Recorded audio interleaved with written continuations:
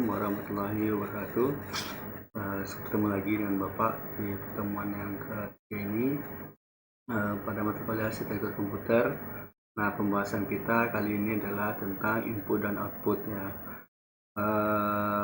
Minggu lalu Bapak sudah menjelaskan tentang sistem bus yang menghubungkan beberapa komponen yang ada di komputer ya. Nah, kali ini Bapak akan mengajarkan saudara tentang input dan output. Adapun materi yang akan kita bahas adalah latar belakang, topologi modul I/O, fungsi modul I/O, langkah operasi modul I/O, skema modul I/O, dan teknik pengendalian. Baik ya, untuk pertemuan kali ini Bapak akan menjaga videonya kan Bapak bagi menjadi 2 part ya, karena durasinya terlalu panjang. Kemarin ini terlalu panjang, lebih dari 40 menit. Nah, itu juga bosan rasanya untuk melihat video Bapak ya. Nah, kali ini Bapak akan bagi 2 videonya. Part 1 ini mungkin Bapak akan jelaskan tentang latar belakang, topologi, fungsi, langkah operasi modul I/O, dan skema modul I/O ya. Nah, mungkin part 2 nya adalah tentang teknik pengendalian. Oke. Baik, kita akan masuk ke materi berikutnya, yaitu tentang input dan output ya, input dan output. Nah, ini input dan output ini masih berada pada struktur komputer ya, bukan pada struktur CPU. Berarti kalau di dalam komputer ada CPU, ada memori, ada input dan output. Nah, kemarin kita sudah bahas nih tentang sistem bus ya, sistem bus yang menghubungkan antara 3 komponen yang ada pada komputer. Nah, kita mulai dulu dengan perangkat input dan output sehingga kita tahu nih jelas di mana dan bagaimana komputer itu berkomunikasi ya. Nah, selanjutnya kita akan lihat komunikasi antar komponen dahulu. Jadi secara garis besar ini adalah gambaran komunikasi antar komponen komputer ya, komponen komputer. Jadi kalau saudara masih ingat dengan diagram yang seperti ini ya, yang seperti ini, ada central processing unit, ada memori, ada input output, dan ada sistem bus. Nah, setelah kita mengenal bagaimana kinerja dari sistem bus, maka komunikasinya berubah seperti ini. Nah, berarti kalau misalnya ada data dari storage, dari media penyimpanan, nanti akan dipanggil oleh RAM, kemudian nanti akan diletakkan pada CPU.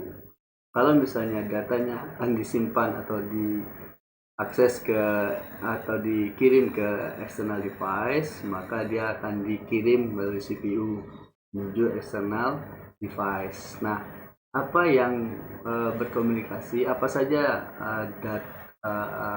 komunikasi yang terjadi kalau misalnya dia menuju CPU ya, baik dari storage menuju ke CPU atau dari eksternal menuju CPU, maka selalu yang diminta itu adalah program dan data. Kalau pada CPU itu membutuhkan alamat. Ingat ya, pada sistem bus itu ada 3 jalur data, jalur kontrol, dan jalur alamat ya, jalur data, jalur kontrol, dan jalur alamat. Nah, ketika jalur tersebut itu yang dimanfaatkan oleh masing-masing komponen untuk bisa berinteraksi ya, itu adalah fungsi dari sistem bus. Nah, sekarang kita udah tahu nih, ternyata dari storage itu membutuhkan storage itu kepada RAM membutuhkan program dan data saja ya. Kalau programnya tidak ada di storage, datanya tidak ada, maka memori RAM tidak bisa mengeksekusi. Nah, kalau misalnya memori RAM ini mengirim data ke CPU, maka yang dibutuhkan itu adalah alamat ya. Nah, berarti kalau misalnya CPU-nya mau melakukan sesuatu, maka yang dimintanya adalah alamatnya dahulu. Minta alamatnya, minta program dan datanya, baru nanti akan dieksekusi, baru nanti dikembalikan. Supaya apa? Supaya ketika dia dikembalikan ke storage dan external device, maka sesuai dengan alamatnya masing-masing, supaya tidak ada yang salah ya. Jadi alamatnya penting. Kalau di komputer misalnya di C, di D, folder A, folder B, nah itu adalah alamat yang kelihatan oleh mata. Tapi alamat yang ada pada central processing itu dalam bentuk heksadesimal, ya, dalam bentuk heksadesimal.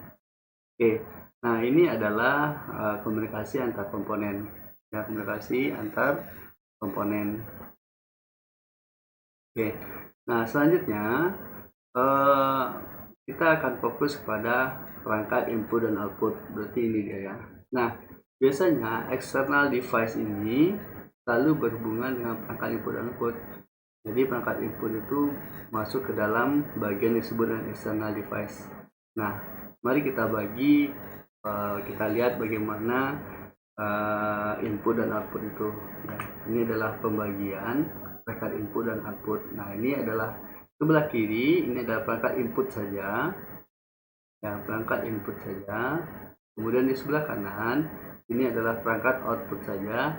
Yang di tengah ini adalah perangkat input dan output.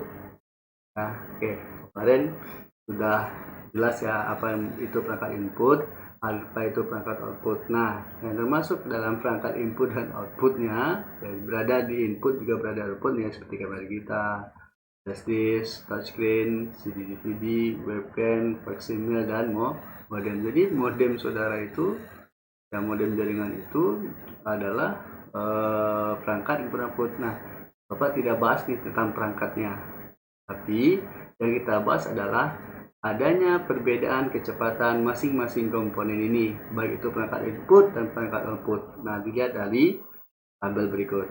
Oke, ternyata ya, perangkat input tersebut memiliki perbedaan kecepatan yang sangat berbeda, ya, dalam satuan BPS, byte per second. Ini adalah 10/1 byte per second, 10/2 berarti ya 100, ini 1000, 10.000, 100.000, 1 juta, dan seterusnya ya. Nah, ternyata yang paling kecil itu ya, ini standar ya, rekaman standar. Nah, ini ternyata yang paling rendah itu adalah keyboard. Ya, Bapak bahas lagi, kita tidak bahas tentang perangkat input bagaimana, perangkat output bagaimana, perangkat output dan output bagaimana. Tapi yang kita bahas adalah ternyata ada perbedaan kecepatan antara masing-masing komponen input dan output tersebut. Nah, yang paling rendah itu adalah keyboard, di atasnya adalah mouse, modem, floppy disk, laser printer, scanner, optical disk, Ethernet, hard disk, dan graphic display, dan gigabit Ethernet. Ya, nah di sini wajar saja kalau misalnya VGA itu cepat panas, apa ini bikin sering error, atau ini butuh supply udara yang lebih besar atau pendingin lebih besar, wajar ya, karena perbedaan kecepatan dalam pemrosesannya. Oke, nah oleh karena itu maka dibutuhkanlah sebuah modul yang bertugas sebagai interface nih, penghubung atau perantara dari peripheral ke memori. Oke, berarti harus ada nih penghubung dari peripheral ke memori dan prosesor melalui sistem bus. Nah, ini sistem busnya sudah dibahas. Berarti salah satu tugas dari modul input dan output adalah menghubungkan antara peripheral ke memori dan prosesor. Ya, peripheralnya ya udah jelas ya, perangkat input dan perangkat output. Kemudian interface ke sesama peripheral, ya sesama dia nih, ya seperti joystick, dengan monitor, ya itu perlu yang namanya interface sama peripheral. Kemudian penyelaras data sebelum ditransfer melalui sistem bus. Nah, ini juga sangat penting. Ini kalau ada suara tambahan tolong diabaikan saja ya. Nah, selanjutnya setelah adanya fungsi dari sebuahnya modul yang bertugas seperti ini, maka modul I/O itu berada di antara external device dan CPU. Jadi supaya external device ini bisa dikendalikan oleh CPU dan bisa dilakukan komunikasi, maka perlu namanya modul input dan output dengan fungsi yang disebutkan tadi. Oke. Nah, jadi kalau misalnya ada perangkat eksternal yang masuk, maka modul I/O yang ngasih tahu, oh CPU ini ada data yang masuk, coba dong lihat datanya. Maka modul I/O akan menyiapkan data yang bisa diakses melalui external device ini menuju ke perangkat input dan outputnya. Nah, sekarang yang kita bahas adalah modul I/O ini. Ini dia posisinya ya. Nah, selanjutnya apa fungsi dari modul I/O? Di antara dari yang Bapak sebutkan tadi sebagai interface dan penghubung, maka dia juga sebagai kontrol dan timing atau sebagai pewaktu ya, pewaktu. Kemudian ada CPU communication, ada device communication, ada data filtering dan error detection. Jadi di antara fungsi di modul error ini adalah error detection yang paling jelas kelihatannya ya, error detection. Misalnya basisnya tidak berfungsi, keyboardnya malfunction, printernya kesalahan, printernya kehabisan tinta atau kertasnya rusak, kertasnya habis. Nah, itu adalah jenis-jenis error detection. Jadi apapun yang ada kesalahan pada perangkat input dan output, itu yang mendeteksinya adalah fungsi dari modul input dan output. Nah, bagaimana cara kerja dari modul I/O? Nah, pertama CPU akan memeriksa status peripheral. Jadi dia cek dulu nih status peripheral. Kemudian nanti I/O input output modul akan melaporkan status. Jadi kalau misalnya CPU memeriksa status peripheral, ada nggak perangkat di sana? Nggak ada, berarti kalau tidak ada dia dilewat gitu ya. Kalau misalnya ada, misalnya ada flash disk yang nyantol satu misalnya, nah itu biasanya akan dilaporkan, wah itu ada flash disk itu yang ngomong, yang apa, yang ada gitu ya. Kemudian jika siap, CPU akan request data untuk ditransfer. Jadi kalau misalnya ada perintah untuk melakukan transfer data, maka CPU akan request data untuk ditransfer. Kemudian modul I/O akan ambil data dari device, kemudian modul transfer data, I/O modul akan transfer data ke CPU. Nah, yang paling jelas di antara 5 langkah kerja modul I/O nih, yang nomor 4 nih. I/O modul akan ambil data dari device, kemudian I/O modul transfer data ke CPU. Nah, dari sini kita bisa melihat ya, ketika melakukan transfer data mesti copy paste ya. Nah, copy paste tersebut selalu ada grafik atau ada jelas data itu bagaimana dia bentuk dikirim dalam bentuk grafik ya. Nah, itu selalu kalau misalnya saudara mengopi data 1 sampai 2 GB itu jelas sekali, bahwasanya ada grafik dan bahkan ada lama waktu yang dibutuhkan untuk mentransfer data tersebut. Nah, ini adalah salah satu kerja dari modul I/O ya. Jadi bukan perangkat tersebut yang membedakan, tetapi langsung ada modul yang langsung mentransfer antara perangkat internal external device dengan CPU ya. Nah, selanjutnya kita akan bahas dulu tentang fungsi modul I/O mulai dari kontrol dan timing ya. Ini kontrol dan timing. Nah, fungsi dari kontrol dan power ini merupakan hal yang penting untuk mensinkronkan kerja masing-masing komponen seperti itu. Dalam sekali waktu CPU berkomunikasi dengan satu atau lebih perangkat yang pola tidak menentu dan kecerdasan komunikasi data yang beragam, baik dengan perangkat internal seperti register, memori utama, memori sekunder, dan perangkat peripheral. Nah, proses tersebut bisa berjalan apabila ada fungsi kontrol dan power yang mengatur sistem secara keseluruhan. Jadi karena perbedaan kecepatan tadi, maka harus ada fungsi yang mengendalikan agar terjadi sinkronisasi sehingga kecepatan yang ada di dalam komputer itu bisa selaras. Ya, tujuannya bisa selaras. Sesuai nih, yang yang paling cepat tidak terburu-buru, yang paling lambat juga tidak keteteran. Jadi perlu sinkronisasi supaya data itu bisa diproses bersamaan dengan perbedaan kecepatan yang ada pada perangkat, baik itu internal atau antara CPU dan memori utama ya. Nah, transfer data ini tidak akan lepas dari penggunaan sistem bus, maka interaksi CPU dan modul I/O akan melibatkan kontrol perutan sebuah aplikasi atau lebih ya. Nah, kemudian ada namanya sebagai fungsi komunikasi ya. Fungsi komunikasi ini CPU communication atau langkah-langkah pemindahan data dari peripheral ke CPU melalui sebuah modul I/O ya. CPU communication ini berarti langkah-langkah pemindahan data dari peripheral ke CPU melalui sebuah modul I/O. Nah, pertama permintaan dan pemeriksaan status perangkat dari CPU ke modul I/O. Kemudian modul I/O akan memberi jawaban atas permintaan CPU. Nah, apabila perangkat eksternal telah siap untuk transfer data, maka CPU akan mengirimkan perintah ke modul I/O. Nah, modul I/O akan menerima paket data dengan panjang tertentu dari peripheral. Nah, selanjutnya data dikirim ke CPU setelah diadakan sinkronisasi panjang data dan kecepatan transfer oleh modul I/O sehingga paket-paket data dapat diterima CPU dengan baik. Nah, ini adalah bagaimana CPU bisa berkomunikasi dengan perangkat input dan output. Ya, perangkat input dan output. Nah, ini adalah langkah-langkah untuk pemindahan data dari peripheral ke CPU, baik itu dari flash disk, dari hard disk eksternal, dari pokoknya dari semua perangkat input dan output lah. Ya, pertama permintaan dan pemeriksaan, kedua memberikan jawaban penggunaan CPU. Apabila sudah siap untuk transfer data, maka CPU akan memberikan perintah ke modul I/O.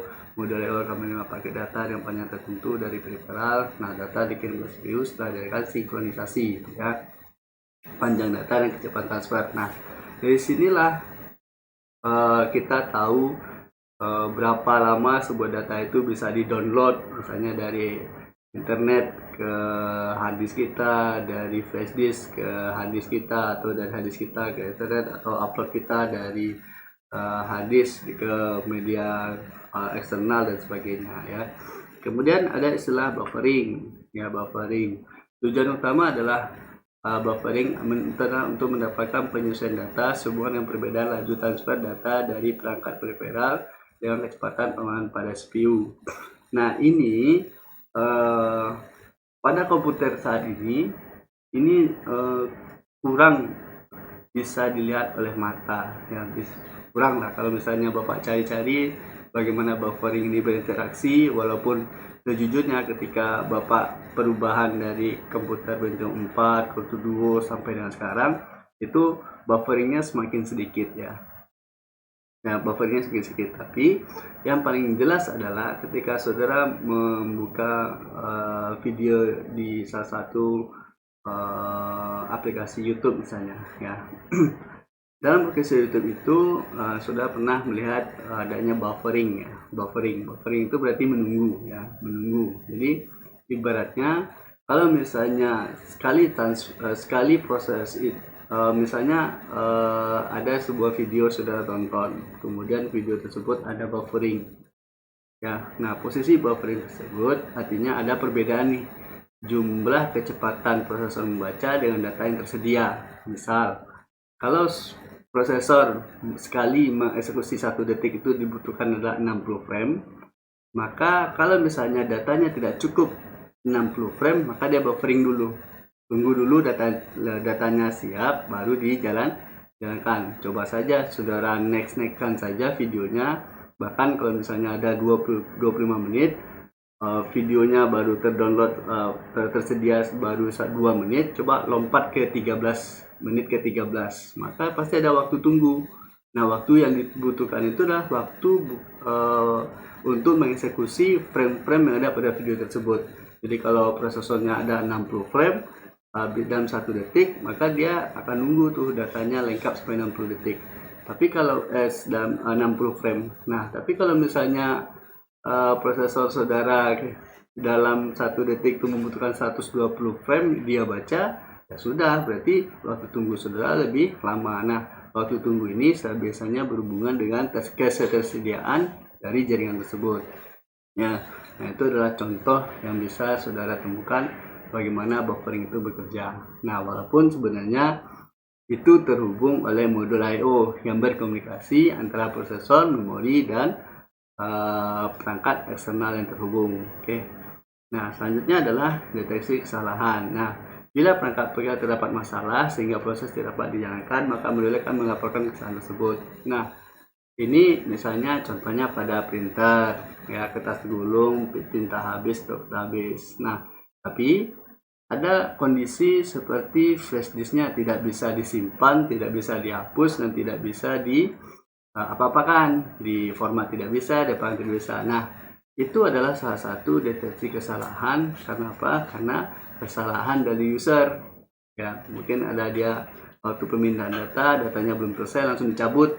Nah, ketika dia bermasalah, maka pada komputer berikutnya dia akan deteksi, oh ternyata ada nilai yang kurang, ya, ada format yang salah, atau ada nilai yang tidak benar ketika dia dicabut. Nah, coba perhatikan ketika terjadi kesalahan ini terjadi, ini sama seperti kalau bahasanya apa ya? Ini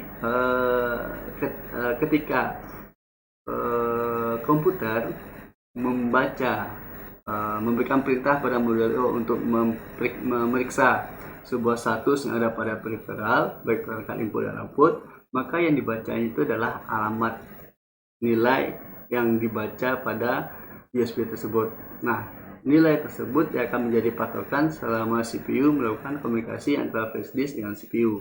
Kalau misalnya saudara melakukan transfer data,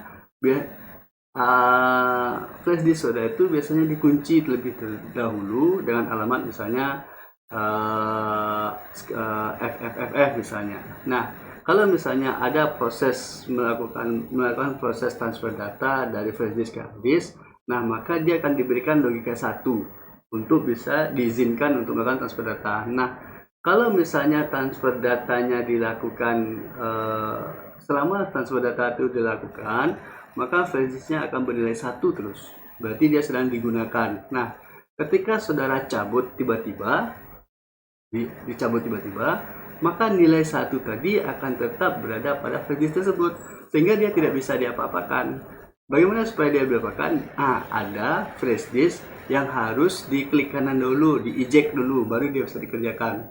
Kalau kapasitasnya besar, maka dia harus di-eject juga, seperti sudah pakai hard disk eksternal. Tidak bisa langsung dicabut. Kenapa? Karena rusak. Ya jelas rusak. Kenapa? Karena ketika lakukan komunikasi data, maka dia akan lakukan nilai penguncian, baik nilainya 0 atau nilainya 1. Nah, terkadang ada flash disk yang tidak bisa langsung dicabut ketika melakukan transfer data. Nah, kesalahan-kesalahan seperti itu bisa dideteksi oleh perangkat modul input dan output, bukan perangkat itu. Ya, bukan perangkat itu mendeteksi. Perangkat itu dibuat berdasarkan Undang-Undang ITE, ya. Dibuat berdasarkan Undang-Undang ITE internasional. Nah, itu sudah ada kesamaannya seluruh dunia. Nah, tapi yang mendeteksi kesalahan itu adalah modul yang berada pada input dan output. Kemudian berikutnya adalah struktur modul dan I/O. Tadi kita sudah tahu dari fungsi-fungsi, ya, ada 5 tadi fungsinya. Sekarang kita akan masuk ke struktur modul I/O, ya. Modul I/O ini berfungsi untuk memungkinkan CPU dapat mengetahui perangkat yang jumlahnya banyak dengan cara yang sederhana. Nah, berbagai macam modul I/O ini seiring dengan komputer. Nah, Intel 8255 ini disebut dengan PPI. Ini di jurusan sistem komputer, produk ini masih ada, ya, masih dipakai karena untuk mengaktifkan atau untuk mempelajari program assembler. Nah, kemudian bagaimanapun kompleksitas suatu modul I/O, terdapat kemiripan struktur, ya. Nah, ini adalah struktur dari modul I/O.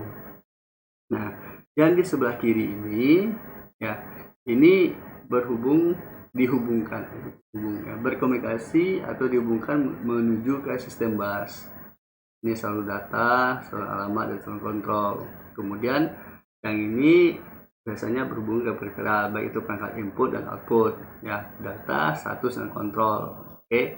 Nah, dalam saluran data ini ada data register, kemudian ada status atau kontrol register. Status ini berarti untuk mengendalikan, ya, untuk mengendalikan.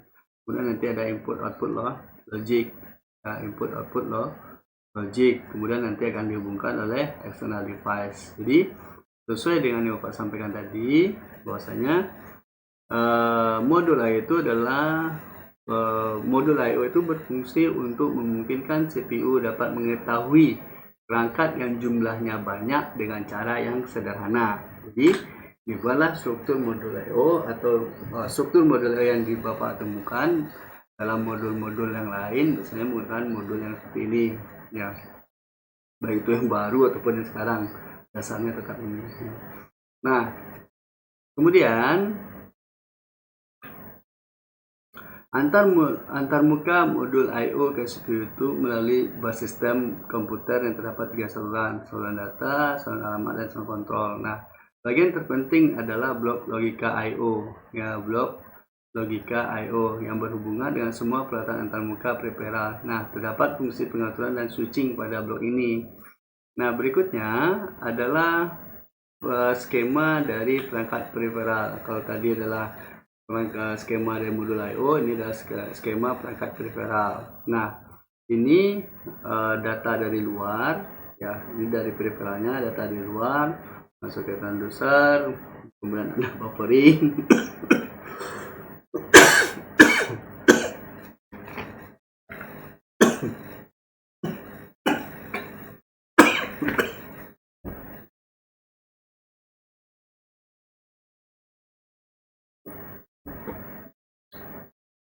Maaf ya.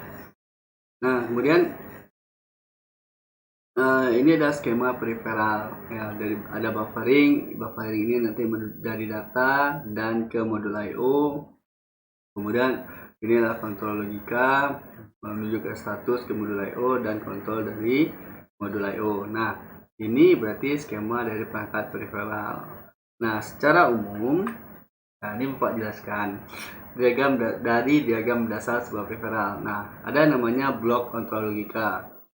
Ini terdiri dari dua jenis sinyal, yaitu kontrol sinyal adalah sinyal yang berasal dari CPU berfungsi untuk mengendalikan perangkat peripheral. Contohnya adalah sinyal read atau sinyal write.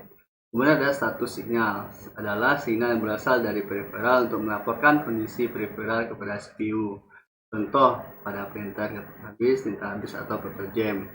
Kemudian ada namanya block buffer. Buffer adalah memori berukuran kecil berfungsi sebagai tempat singgah sementara untuk data yang keluar masuk modul I/O. Kemudian fungsi buffer adalah sebagai sarana untuk sinkronisasi terhadap sistem bus. Tujuannya adalah agar data dapat keluar masuk ke sistem bus sesuai dengan instruksi yang diberikan oleh CPU. Kemudian blok yang ketiga adalah blok transducer. Blok transducer adalah alat berfungsi untuk merubah atau mengkonvertkan suatu bentuk energi tertentu menjadi energi listrik. Nah, ini contoh transducer yaitu solar cell, load cell, tachometer, dan potentiometer. Ya. Kemudian ada sensor. Sensor adalah alat yang berfungsi untuk mendeteksi keberadaan suatu bentuk energi atau objek tertentu. Contohnya sensor ya. Contoh sensor adalah fototransistor dan termostat dan lain sebagainya. Oke. Nah, ini adalah skema perangkat peripheral. Jadi kalau misalnya ya, jadi kita balik lagi ya, jadi posisi modul I/O itu adalah berada di antara external device dan CPU ya. External device dan CPU, dia adalah penghubung external device dan penghubung. Jadi kalau misalnya ada saudara memasang flash disk di external device, nah nanti modul I/O akan minta bentuk datanya berapa, filenya berapa, kemudian isinya apa saja, nanti baru dilaporkan ke CPU, dikasih tahu ini ada sinyal interupsi. Interupsi itu adalah permintaan langsung ke CPU. Nanti CPU-nya akan kasih tahu ke user ini ada flash disk nih yang lagi terhubung, mau diapakan gitu kan. Nah, itu nanti tergantung usernya lagi, apakah mau di copy, mau dibiarkan saja, atau diambil data dari hard disk kemudian baru dilakukan datanya atau ditransfer datanya ke flash disk tersebut. Nah, kalau misalnya dilakukan transfer data, maka yang diminta itu adalah data, kemudian diambil pada memori RAM, kemudian nanti diturunkan ke CPU, baru ditransfer ke dalam modul I/O, baru nanti dikirim ke external device berdasarkan flash disk. Jadi kalau misalnya ada dua flash disk pun yang sudah masukkan, dia tetap akan membaca kedua-dua komponen tersebut, tidak menjadi satu. Oke. Nah, kali ini Bapak cukupkan dulu materi kita. Nah, video selanjutnya pada part kedua Bapak akan jelaskan teknik pengendalian dari modul I/O ya. Itu yang ini baru penjelasan umum saja. Nah, minggu depan akan Bapak jelaskan bagaimana teknik pengendalian dari modul I/O ya. Oke, Bapak rasa cukup ya pertemuan kita kali ini ya, mudah-mudahan ada manfaatnya bagi saudara. Jangan lupa di like, share, dan subscribe ya. Terima kasih. Bapak tutup. Assalamualaikum warahmatullahi wabarakatuh.